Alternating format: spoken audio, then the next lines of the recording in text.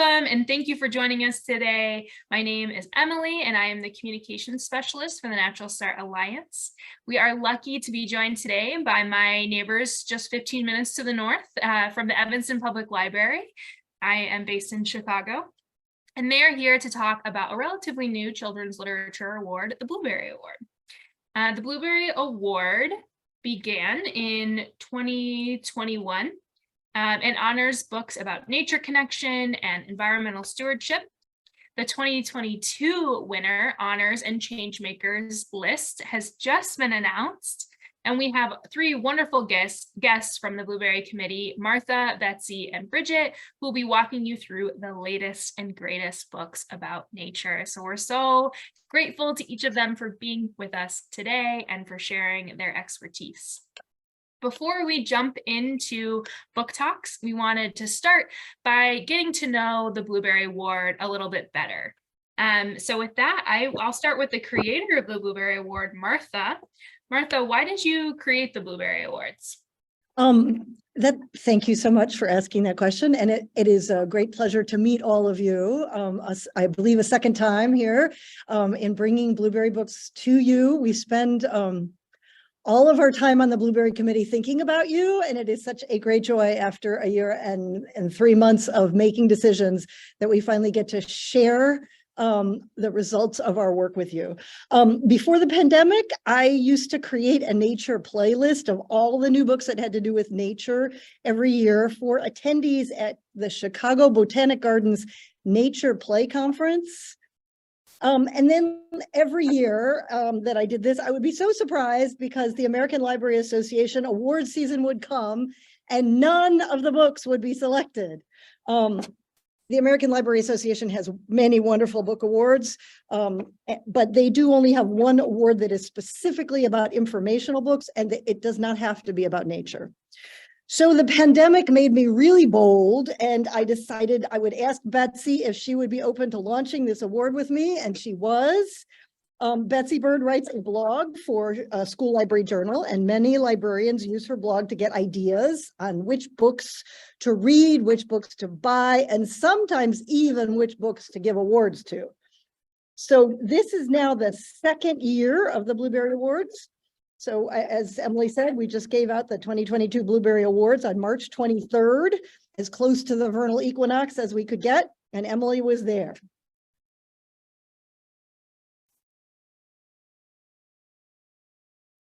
Thank you, Martha. Yes, I was very honored to be there. It was a wonderful evening with great activities and so great to get to know the books a little bit better, which you're going to get to do here in just a moment. Thank you, Martha. And the next question is for Bridget and for Betsy. Can you tell us a little bit more about the process to add to and to narrow down the list? Sure, I can start and then Bridget can back me up or tell all of you that I'm a lying liar. So essentially we look at everything in a single publishing year. So for this last one, we looked at everything published in 2022. And we looked at anything that might be for kids between the ages of 0 and 12 that had something to do with a love of science and nature, the environment, how kids can make a difference, any of those types of books, which there are quite a few of, which is wonderful. But they're not all great. I mean, some of them are perfectly fine, but we're not interested in perfectly fine. We're interested in the best of the best of the best. So basically, we just put all of them in a big old spreadsheet, and then we all rate them depending on, we'll put a plus if we think it's 2 thumbs up, that should be on the list, or we'll put a minus, which doesn't mean it's bad, just means we don't think it's for this list. Bridget, what did I forget here? Then the nice thing is with having a wide range of people on the committee, it's sometimes looking at it of like, is the science in this accurate? One of the things that drive Betsy and I nuts is that fake dialogue we're seeing, especially if it's a biography of somebody. And then one of the things which I feel like we always try to look is also like, who is this for? Like if the text and pictures aren't matching up. And then what I like to, it's the fun factor of like, is this fun to read? Is this more for adults to read? Or my favorite is, did your grandparents buy this at a gift shop for you and bring it to you? So we just look at it as also like, are parents and kids going to want to enjoy this as well? Like, and is this written for kids or is this written for their grownups? So. Yeah, the new rule we came up with this last year was, is the back matter more interesting than this actual book? Yes. No, we were not interested.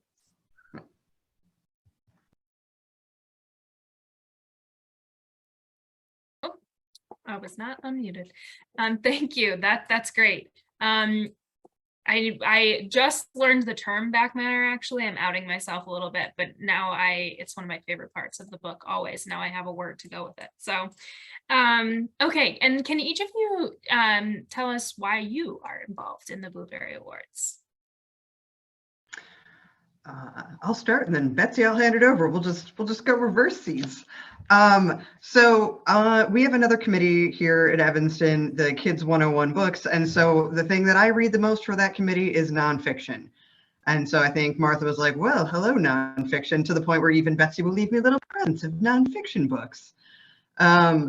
And as you might have seen from my photo with the crawfish, I love nature. Most of my vacations will involve what fun nature can I go and see. And so I think that was kind of the two things went together. And then also, as I said, the fun factor of like, much to the chagrin of my colleagues of 2 years ago, and I was like, I eat poop. This is a great book. I mean, it sells itself. When I go to tell kids about that book, I don't really have to say much more than the title, and they're already sold. The parents sometimes looks, but the kids are like, I don't care what it's about. The title's I eat poop. Tell me more. So. Yeah, and I, as was mentioned, I have a blog called Fuse No. 8 Production on School Library Journal. So I get sent for that blog all the books, and I therefore feel rather guilty about this fact, and like I need to use them in some way. And so we have, as Martha explained, a 101, great books of the year list, but a lot of stuff. I mean, it's only 101, and there's so many books for kids in a given year. So it's really nice to have the Blueberry to sort of snatch up those books that are fantastic, but maybe they didn't make it on this other list because we could only have so many science and nature, could only have so many biographies. So yeah, it's really nice, and it's getting so much attention. And Martha's just done a stand up and cheer job of getting so many different types of people looking at these books with their expertise from all these different areas. It's just wonderful.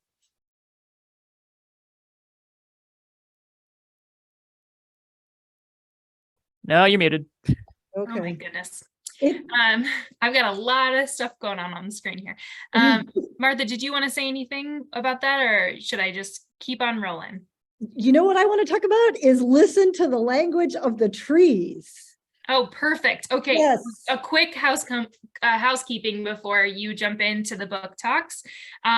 This was just, scratching the surface on the origin of the Blueberry Awards. So I just wanted to remind everyone that we did another webinar with these fantastic folks back in December of 2021 that focused on the 2021 Blueberry Award list. So you can always go back and watch that, check out the list. I just put I didn't send it to everyone. I'm going to put the link in the chat here so you can check that out and you can go back. And just please feel free, as they're going through the book talks, to ask questions in the chat, to share your thoughts, share your ideas. If you have ideas of how this book might be used or how you might use it in your classroom, feel free to write all of that in the chat. We won't have very much time for questions, but I'll be keeping an eye out for that to see if we can answer a question or two at the end. So with that, I will hand it back over to Martha, and I will zip my lips, and she'll take it away. Great. Okay, if you are at home, now is the time to make a drum roll. The winner of the 2022 Blueberry Awards is Listen to the Language of the Trees, a story of how forests communicate underground, by Tara Kelly, illustrated by Marie Hermanson. This is a fabulous book, and we have been looking for quite a number of years for the book that explains the Wood Wide Web to kids in a way that is accessible, clear, scientific, and accurate. And we had to wait a long time. It felt like we had at least 2 years worth of books we were looking at that we hoped would be the book and were not. So this is one of them. There's also a really great one for 2023, but that's for another webinar. This is actually a story because kids relate best to stories, and it's a story of a mighty mother tree and a little a seedling. Whoops. A little seedling, and it's certain things that happen to them. So the mother tree gets hit by lightning, loses a branch, and suddenly the baby tree gets light for the first time and is doing its own photosynthesis. But that, the really fascinating part is what you can see on the screen right now, which is this underground section. Marie Hermanson did a wonderful job of showing directionality and how information flows in the Wood Wide Web in a way that's understandable to kids as well as to adults. So that's what's most thrilling about this book. The pictures are really clear and accessible. The publisher says this is 4 to 8 years. I think you could certainly read it to 4 and 5-year-olds. But the sweet spot, I think, is more like the K-3 age. This would be used for, obviously, trees or forest unit. It's a great Arbor Day book. Arbor Day is coming up in a week or 2 or 3. And so get ready for Arbor Day with this book. Also, anytime you're doing a unit on forest animals or forest creatures, there's plenty of Pacific Northwest. That's the ecosystem in this book, of Pacific Northwest trees. It's a Douglas fir, which grows in the West. And so it's all Western creatures that are in the book. We're not pulling from different ecosystems. There is a really great section at the end called Explore More for Parents and Teachers. It's broken into 2 bits. The first bit is all about trees, and the second bit is how you can use the information in this book for social emotional learning for your kids. That is a rare and wonderful thing to take place. I mean, nature really is our best teacher in terms of some of the emotional approaches to life. So often you can calm yourself best when you're in nature. Children can settle much more easily outside than they can inside. But she's talking about how to use the trees as a model for the interrelationships among people and the helpers in the community. So I really like that part of the story. So that is Listen to the Language of the Trees. This is Tara Kelly's thanks. Actually, our write-up about this wonderful book. This is Tara Kelly's thanks about being selected. And you can tell she's also concerned about social emotional learning. She says, where cooperation is just as common as competition, where individual trees recognize their kin and send them extra resources, and fungi and trees negotiate an unruly partnership. So exciting. That's the winner of the Blueberry Award this year. And now I will pass it on to Bridget. Hello. Thank you all again for having me. So I feel about Agatha May and this book the way that Agatha May feels about Anglerfish. And this one almost got past us. It was published in mid-December, but as I said, I have a thing for Anglerfish, so on my radar. As I said earlier with I Eat Poop, some books sell themselves, and so when some kids are like, oh, we want a book on fish? And I'm always impressed because some kids will ask, do you know what an anglerfish is? And some kids are like, yeah, with the flashlight on its head. And other kids who don't know what it is, I'm like, it's an anglerfish. It's got a flashlight on its head. Did you know it's a flashlight that if it gets bitten off, it can regenerate? And they're like, what? I was like, yeah, let's go learn. So this is an age range 5 to 8. I just love, so Agatha May is just, she loves her anglerfish. This is, and as I said, also, we look for books that are fun for kids to listen to, but also fun to read. So if I could have the next slide, please. Okay, so you can just sit back and listen for a second because this one's super fun. So this is the setup is that Agatha May, she has to write a book, she has to write a report, and she's very concerned that someone is going to take her animal of choice. So another girl would steal her choice first. Oh, Mrs. Marino was simply the worst. So she sat in sad silence while girls picked their topics: crustaceans, cetaceans, from Arctics to tropics. The narwhal was chosen, the walrus and whale, anemones, manatees, sharks of all tales. The Socraton snakelet from the waters of Yemen, the Dungeness crab that tastes so good with lemon. Next went the dolphin with all its charms, and lastly, the octopus with all its arms. So it's just a super fun one for us to read. I know I tested it out on my nephew. And then this is one of the things that I feel like if you're trying to kind of teach something, like teach kind of, if you have one kid who's like that kid who's like, I can tell you all the T-Rex facts. Do you know all the T-Rex facts? Well, Agatha May knows all the anglerfish facts. And so I chose this image because, as Emily can attest, when we presented the Blueberry Awards, I brought out a flashlight and was my little own Agatha May, and lights, blinds, silence. So it's also just very fun and theatrical. And I think it's fantastic that you're reading a book where I learned new words reading this book. So, and fun fact, as mentioned about back matter, there is in the back all the information, all of the words are explained, because I was like, I don't know what that animal is. And I could kindly flip to the back first. So this is just, it's a lot of fun. So the two authors, one of them is clearly more writer, and the other is a deep sea diver. So we know kind of how on the committee we check our facts. There was somebody who was helping check the facts. So if I could have the next slide. And again, I just wanted to just to show just how much fun this book is to read, and kind of it also gives kids ideas about presentations and how everyone sees nature differently and what things that they pick up on. But I love, maybe some kids are going to present something with the poster board with glitter and macaroni, and other kids know that they can just get out that like flashlight and be super excited about their animal. So, but I could have the next slide.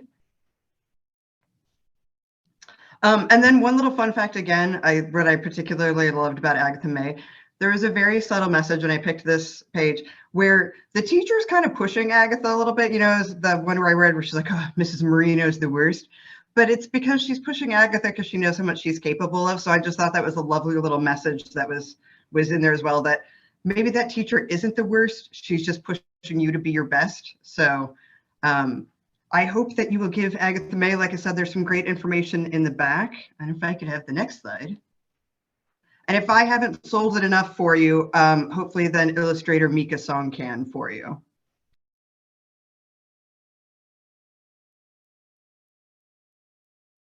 Thank you, Evanston Public Library, for including Agatha May and the Anglerfish in your list of 2022 Blueberry Award honorees. I hope the book inspires a love of biodiversity in our young readers.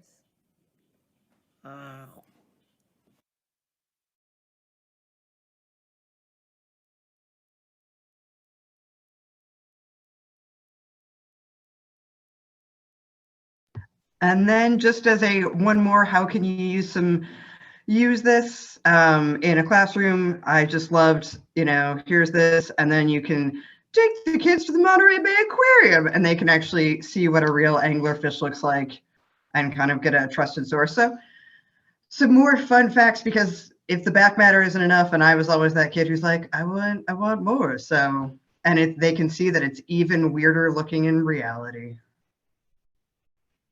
So thank you. I will turn it over. I believe Betsy has the next one. Yeah, you're not doing me any favors by having me follow that. So yeah, no. Am I supposed to follow Mika Song wearing an anglerfish? Did you see that it looked like it was made out of like the galleys of her own book? That's insane. I had not noticed that before. Anyway, a good use of galleys. Next up, we've got Henry Cole. Now, Henry Cole is not normally known for his nonfiction. You've undoubtedly seen his many, many, many picture books, including the currently very banned And Tango Makes Three. That was his art on that, which is nonfiction. It's about penguins, so there you go. This is about beavers, and it is almost entirely black and white. It is nonfiction, but done with sort of a fictional lens, just that it is doing some storytelling about these beavers, but everything it says is completely accurate. Next slide, please. So as you can see, see that little touch of color right down there at the bottom where the plants are. I am personally obsessed with beavers. As Agatha May is to anglerfish, so is Betsy to beavers. Beavers are amazing. This book only touches on some of their finer bits, but what it does touch on is very good because this is for a much younger audience. We constantly strain trying to find, every author wants to write for that upper edge, level. But this, with its gentle rhymes and its, very lilting, lovely language, this is definitely going to be for your younger readers to a certain extent. Next slide, please. And I'm just going to cheat here. Baby beavers, ha ha ha ha. You might have anglerfish, but I've got baby beavers, and baby beavers are adorable. Yes, next slide, please. Ultimately, what this book does so well is that it shows not just how great beavers are, but also how they connect to the greater ecosystem, how what they do affects so many other types of plants and animals and the very land itself, and why they're so necessary and why we need them so much. And I think that is the key here. If you're doing a book about nature or science and it's just sort of in its own little sphere and it's not connected to anything else, that's not going to be the kind of book that we think is useful for this particular list. What we want is something that shows the interconnectedness of nature and how everything is a little more complicated, even in a book as simple as this one. And I think, who's up next? Oh, I know you. You can't escape me. I'm like an anglerfish. Just kidding. So one of the joys of committee work is because we all read different things, we're all attracted to different books. And so so it's lovely when someone brings something to your attention, kind of how at the end of last year, I was like, nobody's seen this anglerfish book. I'm just going to keep shoving it at everybody. Martha, shut up on your desk. But I was lucky enough that our esteemed colleague, Brian Wilson, some of you may know him as Mr. Brian, brought this one to mind. It's by Baptiste Paul and Jacqueline Alcantara, who you might recognize. They did another beautiful book a few years back called The Field. And so this is one, Mr. Brian, it's just what I love about this book. It's so lush. It explores just the joy of exploration, and it captures that so beautifully. So I love, it's the kind of classic parental, the dad is like, oh, it's a great day to sit inside and watch football. And the kid's like, but no, we're supposed to go outside. Remember, this is that thing you promised. And what's lovely, and one of the things that I appreciated about Brian bringing this to our attention is Evanston has a Haitian community, and so throughout the book there are Krill words that are scattered throughout the book, and so it's just lovely seeing that. And there's just this beautiful book outside. If I could have the next slide. So it's hard to see obviously over Zoom, but the size of the book is a little bit different. It's not your standard picture book size. It's just a little bit taller. It's a little bit wider. And you can see how much all of the pages, all of the illustrations go to the margin. They're using all of the space, and you're just getting this different perspective. Like you're looking over them as they're climbing up, and then you're looking up at them as they're climbing. So it's just another one of these beautiful things that I really appreciated kind of Brian pointing out. And so then kind of sat back and wondered of it. Next slide. And then again, so how we were saying that there's typically, sometimes the end papers are just kind of throwaway, but I love that, again, it just captures just the joy of this child and parent outside. And I think one of the things, as it said, it goes younger, it's 5 to 8 or so, but it just is, while it's not trying to teach as much, it is exactly what the blueberries, inspiring love of nature and time outside. And so then there's this great last page, which kind of almost like a seek and find of what did you see these, but it's also a great chance then you can just have a conversation with kids about, have you been outside, and can you tell me about a nice day that you had outside with somebody that you love, and just what did you see, where did you go? So I think it is my esteemed colleague, Ms. Martha, next. No, it's back to No, it's me. You can't escape me either. So for this 101 books list that we do at our library, we don't consider board books, and the reason for that being in our particular library, you can't place holds on board books. So it wouldn't make sense to have a list and then people can't place holds on those books. However, no such rule exists with the blueberry. And that is a good thing, because we encountered this series by Laura Gell and Gareth Lucas, which is basically nonfiction board books, which doesn't sound like a thing. That sounds like, I'm sure you've seen what I tend to call coffee table board books, where the parents feel very smart having them there and the kids don't care boo about the books themselves. This is one of the rare exceptions of a nonfiction board book that a child would actually find interesting, a very, very, very, very small child. And it's got great back matter, which is weird to say in a board book, but it actually does. Next slide, please. So it's a very simple rhyming book about very odd birds. And it shows with these beautiful illustrations, which really read well across the room in case you want to do a STEM related board book story time. I'm just saying. You can see them like all over. Next slide. See how they just pop off the page? They're fantastic. One more slide. Now, I don't actually have a picture of the back matter, but in the back of the book, it shows photographs of the same birds, and then it gives you a couple little facts about them. You can read it or you cannot read it. So for those older preschoolers who, they kind of eschew board books, but they read them anyway, that would be great for them. And then for the itty bitties, just the fact that there is a bird with blue feet. They don't even care about the fact its name is Booby. All they care is that it's a bird with blue feet. It's great facts. It's weird. It's beautiful. And there's really nothing else like it out there. Next slide. The only thing like it, Betsy, is Odd Beasts, I think is the next one. That's true. The other one in the series, yeah. Okay, so this Uncle John's City Garden is a beautiful book about a real memory of Bernadette Ford. Is it Bernadette? Bernadette Ford.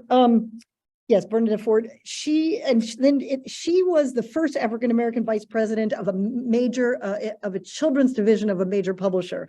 And so she's been doing incredible work behind the scenes.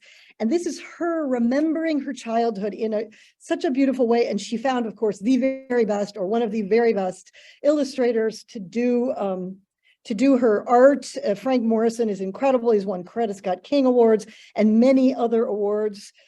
This book really reclaims gardening space for Black folk in a beautiful way. During her childhood, she was in the Brooklyn projects, and her uncle had lived in the projects, and there was one of the areas they were supposed to build a building and didn't, and so it was an empty field, and he created a most incredible garden, and this is the story of that. Now, she's taken a few liberties with the truth there to extend things a little bit, but it's amazing. And beautiful stories about the vegetables that she grows, and then what they do with them. They make succotash, and all the things that they grew are the ingredients for succotash. This is ages 4 to 8. Though I'd say it's probably on the younger end, but the art is so good. I think you could show it to an adult and they would be thrilled.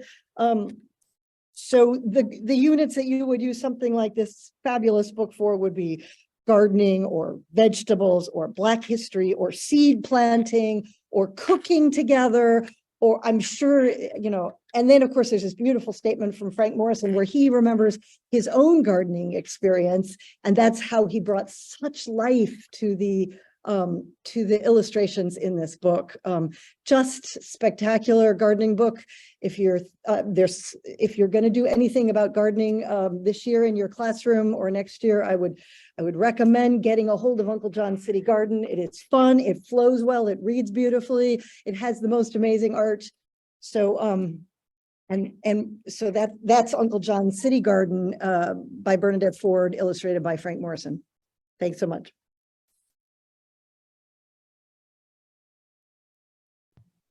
Hello, I'm back again to tell you all about Krill.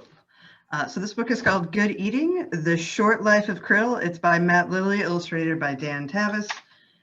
Age 6 to 8, but I feel like this is kind of It's just a fun one to read.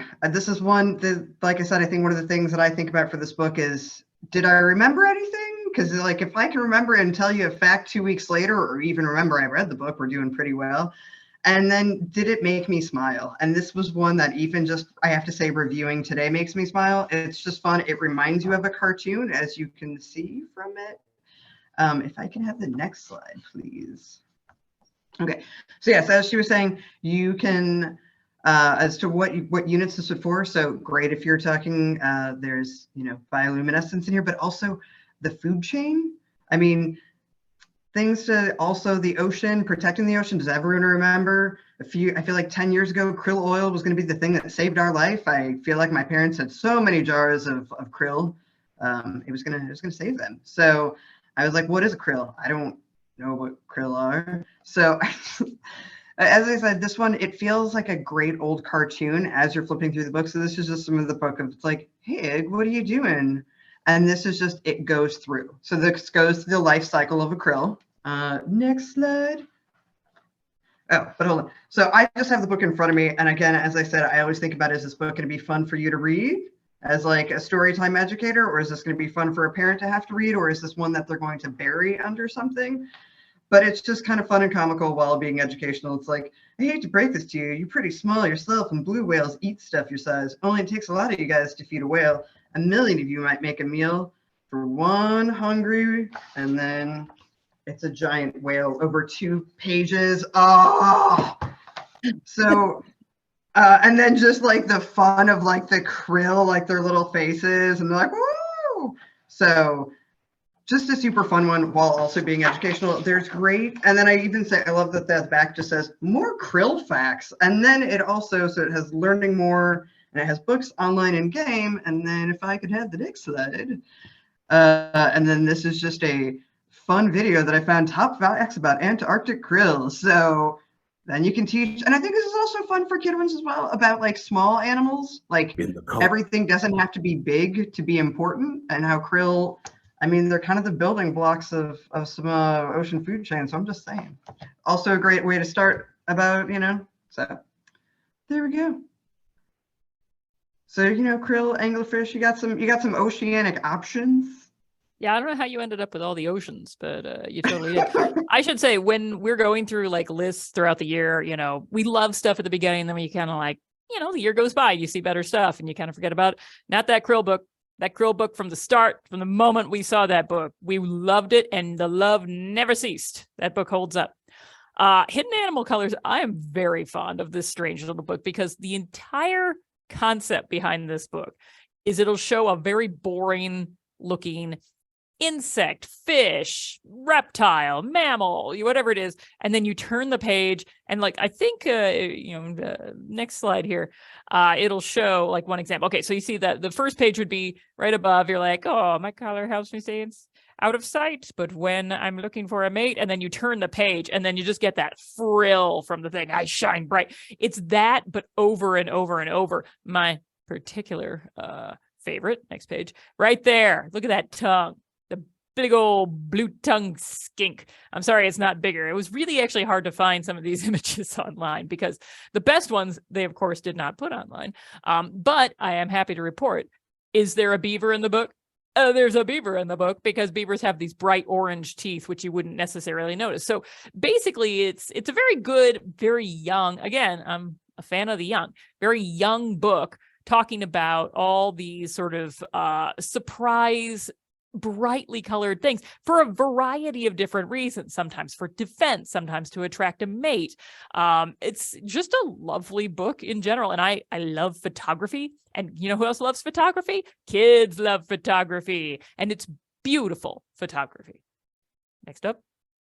And speaking of photography, oh, now you may be like myself and think to yourself, oh, bee book, I have seen 500 bee books. I am tired of bees. I do not wish to see any more bee books. And fun fact, you are wrong, because you have not seen this bee book. This is it's kind of like right between a picture book and an older book. And it's a very cool concept, because what this is basically exactly what it sounds like. Honeybee rescue.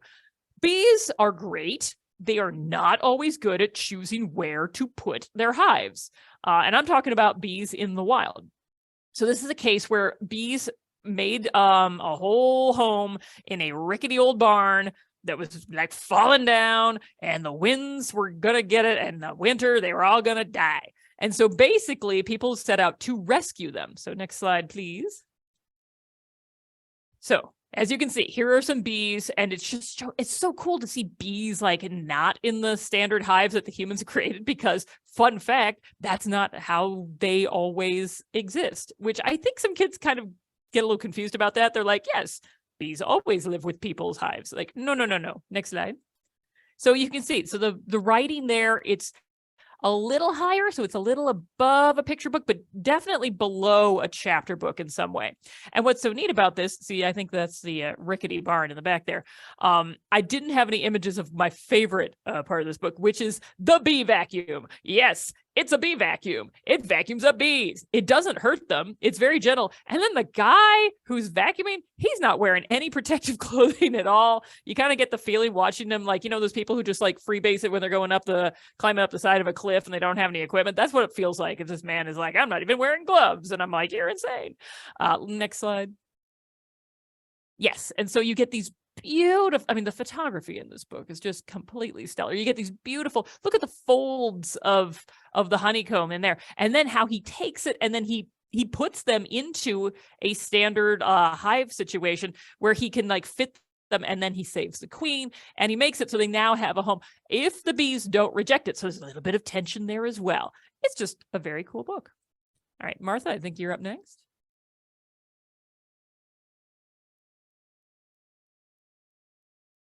We award poetry books for the Blueberry. We had two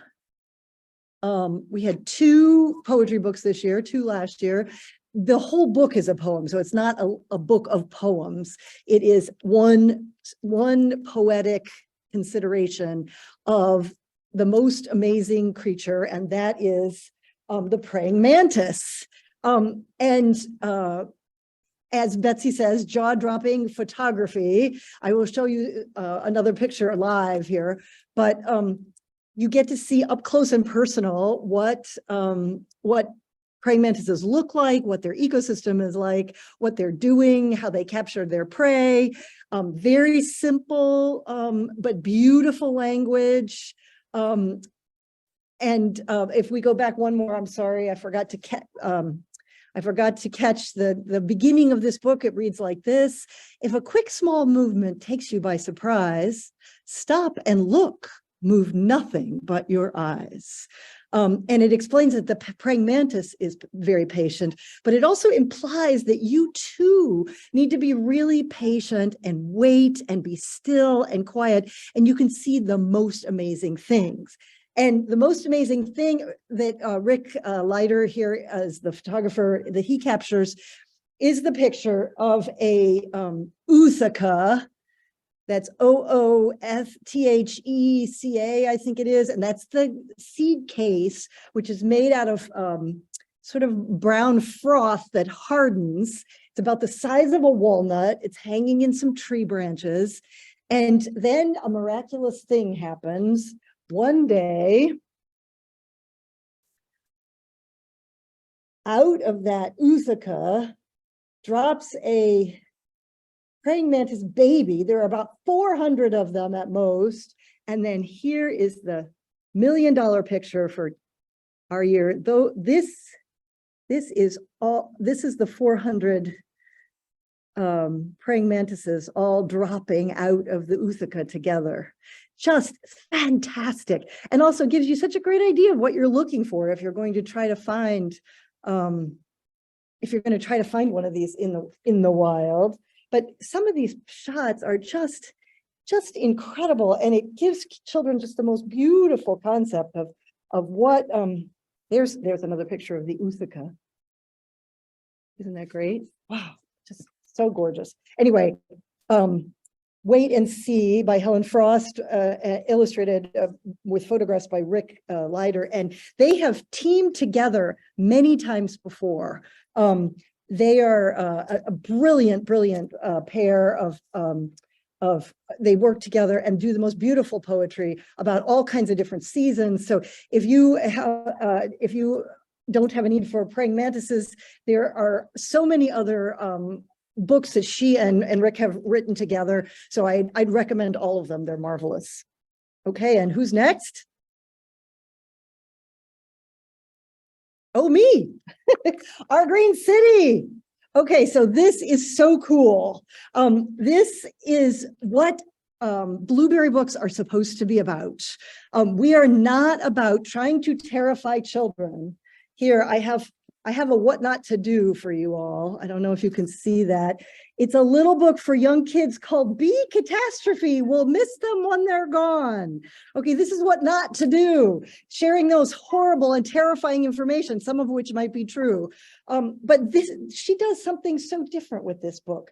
This is about imagining an amazing green future for ourselves.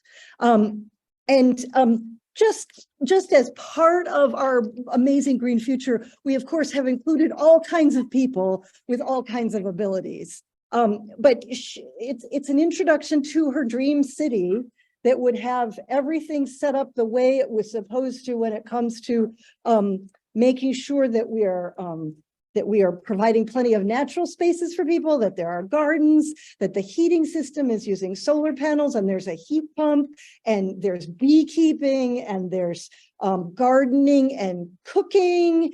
And here is a picture of two dads, and then the pre-owned clothing store, and your refill shop so you don't have to buy things with plastic, and you're making bug hotels, and all just incredible new playgrounds.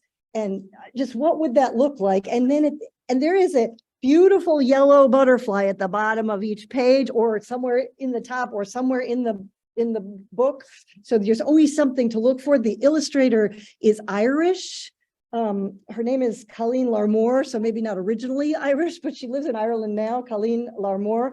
And just a stunning book to reimagine what it would be like to live in the ideal green city. And she even shows what people are dreaming about at night. And then has little simple, totally easy, nothing intense ways to be green for little kids. So, have a compost pile, save the water from your roof, make a bee hotel, have chickens, grow flowers for the bees and pollinators, all in one beautiful book. It could be the beginning of an entire unit about green living. It could be a wonderful book about, gardening. It could be Earth Day. It could be all about, if you want to talk about bees and chickens, they're incorporated in here. Compost is in here. So just brilliant. Don't terrify the children, encourage them, show them the right way. That's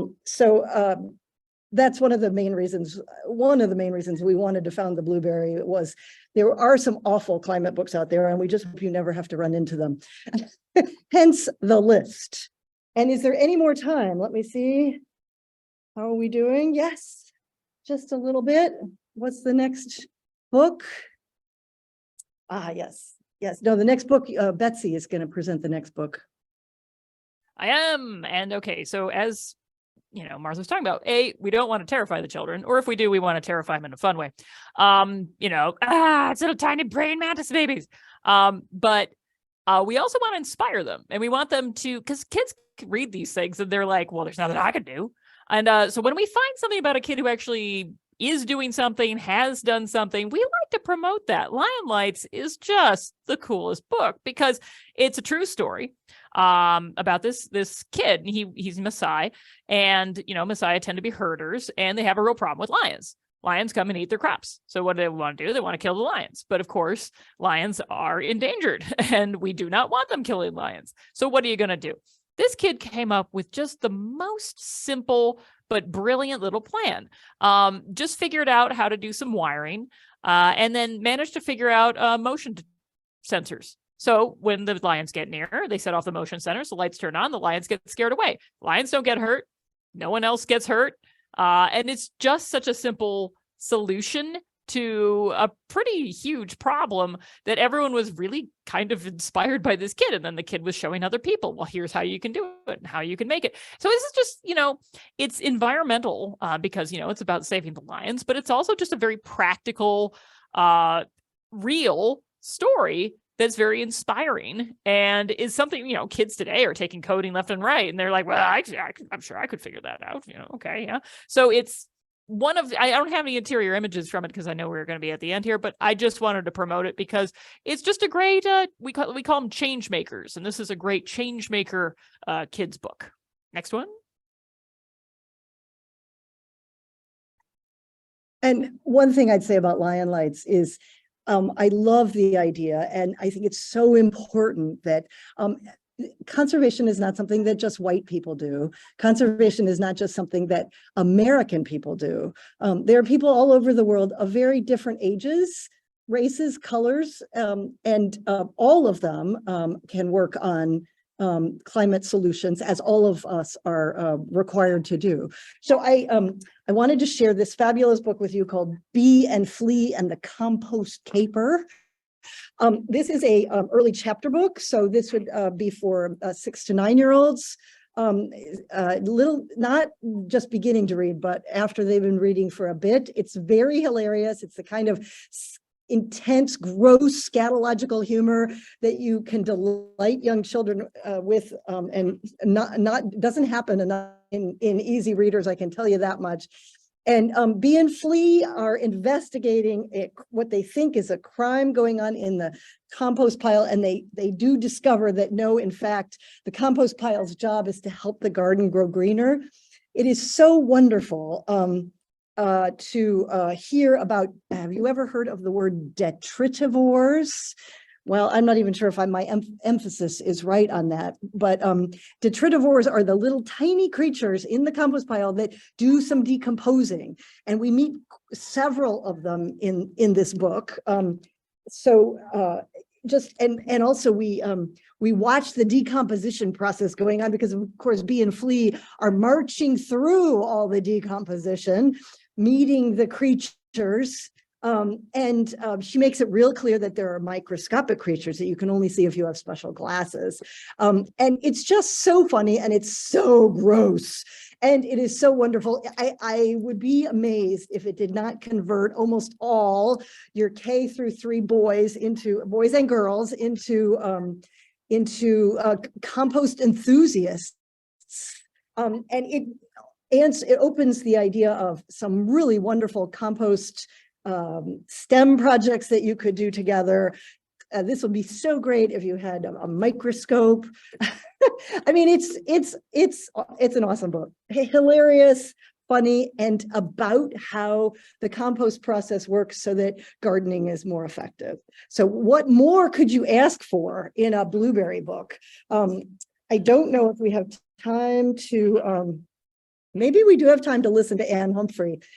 She has an acceptance speech here that's quite lovely. I don't know if you can try to play that or not.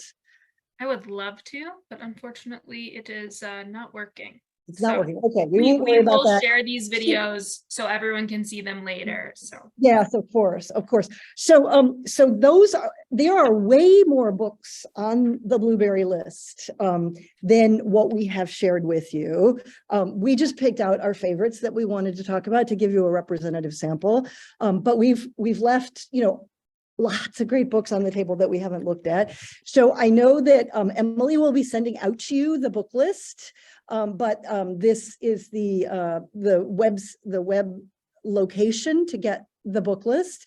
It means you can share it far and wide. Feel free to share this list with your parents that bring kids to your center, or with members of your family, or whoever you would like to share the list with.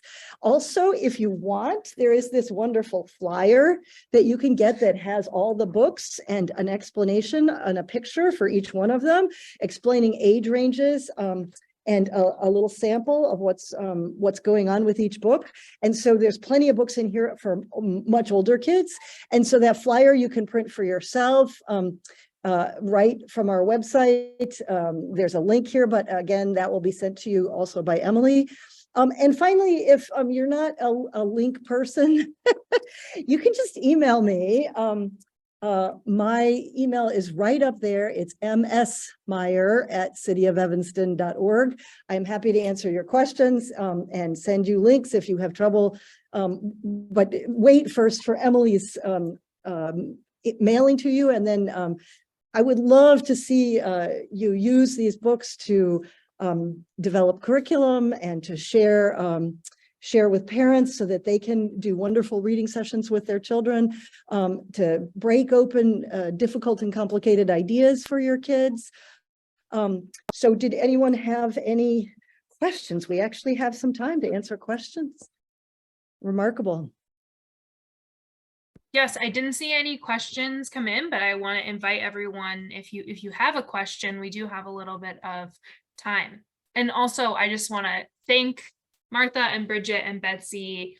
I love your enthusiasm. These are so fun to listen to those book talks. It's just really entertaining. And you all just are clearly so passionate about books and about especially this topic. So thank you so much. I think you got us all excited.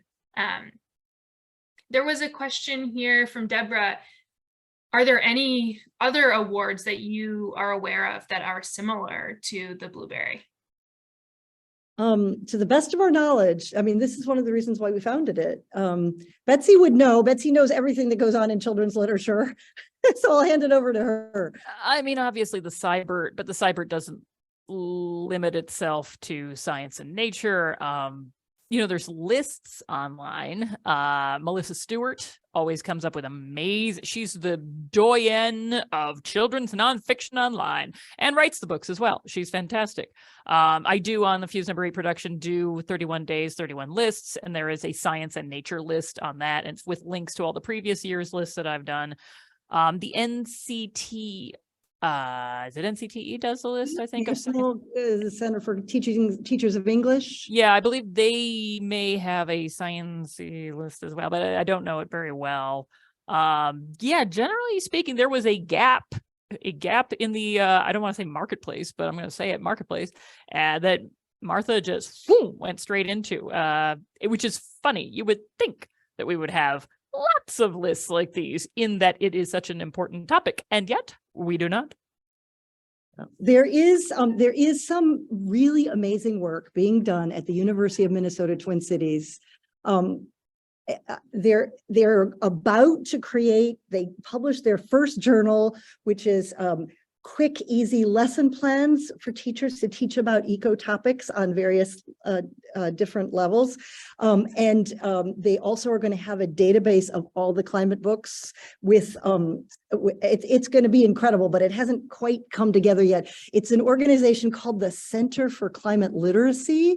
And I recently met them through one of our we gave an award to Catherine Applegate, who is a well-known children's book writer. She's won the Newbery Award for The One and Only Ivan. And she wrote this year a book called Otter, O-D-D-E-R, which is about an otter at the Monterey Bay Aquarium that Miss Bridget was highlighting. And it's an incredible fiction book, but it's sharing real ecological information. Anyway, she is introduced me to the Center for Climate Literacy, and we're hoping as a committee to do some work with them to move them forward in terms of getting a book database going. But that hasn't happened yet, but it's in the works. So we're working on it. Awesome. So exciting. Any more questions? There was one more question. I think this is a really interesting one to get your perspective on. Have you noticed any trends in children's literature or children's nature books as you've been doing the awards over the last couple of years? Well, last year was the culmination of the Fox books.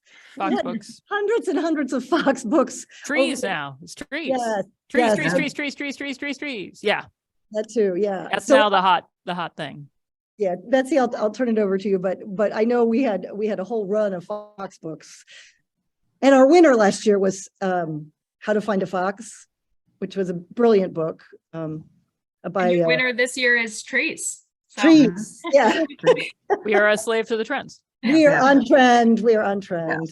Although I will say one of the things that we try to do with this award and like with trends we see, you know, like the joke of like put a bird on it, we're more like one of the things we look at when we read these are like, is this just any animal? Could that be a platypus? Could that be a bird? Like, are there actual things like where the setting is? Is it a fact? It's not just like a kid with a stuffed narwhal. We're actually like learning something about that. Like, it's not the hot new animal they put in this year. Well, honeybees were popular last year, but this year it's going to be a fox. So. Well, and let me just say that for a lot of environmental books, their go-to is polar bear. I mean, polar bear now just equals environmental book. So if they're not really working that hard on it, they'll just stick a polar bear in there, and you just have that one morose polar bear on the slowly shrinking, piece of ice. And there you go. That's your book, kids. And you can do a good polar bear book, but it is also sort of shorthand for, I didn't really think this through. So yeah, for sure. Yeah. Well, one thing I can tell you, I know that Betsy and Bridget will second this.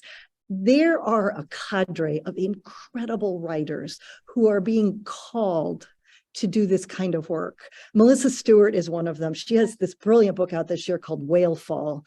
That is, I'd be surprised if it doesn't make our list in 2023. It is just incredible. Now, I know this is early, but she has written book like this year. She wrote a wonderful book about tree homes, animals that use trees for homes.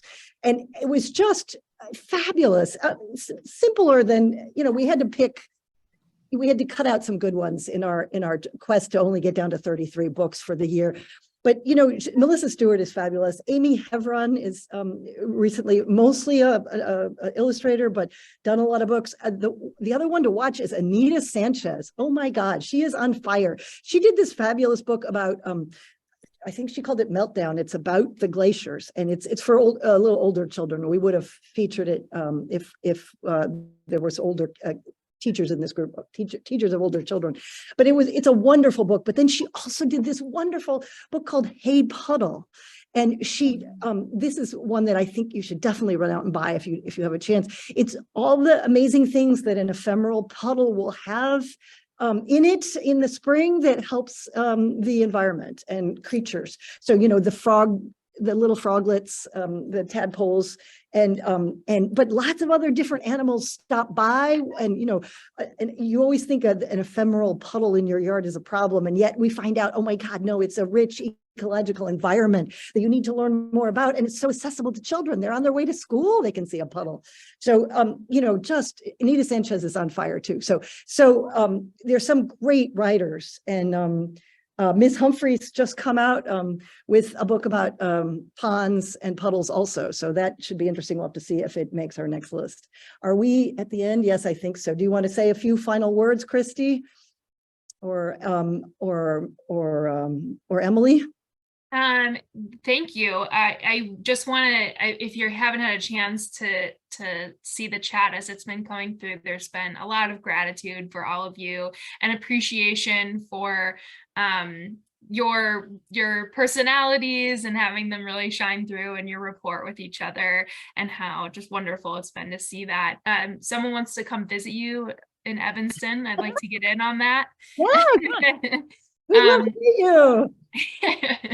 I can attest to, I don't know if I got to talk to Betsy at the Blueberry evening, the award night, but I did get to meet Bridget and Martha, and they were both fantastic. So thank you again to each of you, and we will continue working together with this fabulous group of women here, and keeping you up to date on the Blueberry and all of the other great book lists that Betsy shares. So keep an eye out for that. We'll be continuing to share them. And as I mentioned, this was recorded. We'll share the recording, and we'll share out additional resources. Hopefully that will get to you in the next few days. So thanks again, and get out there and get those books. And have a great rest of your day. Bye, everyone. Okay.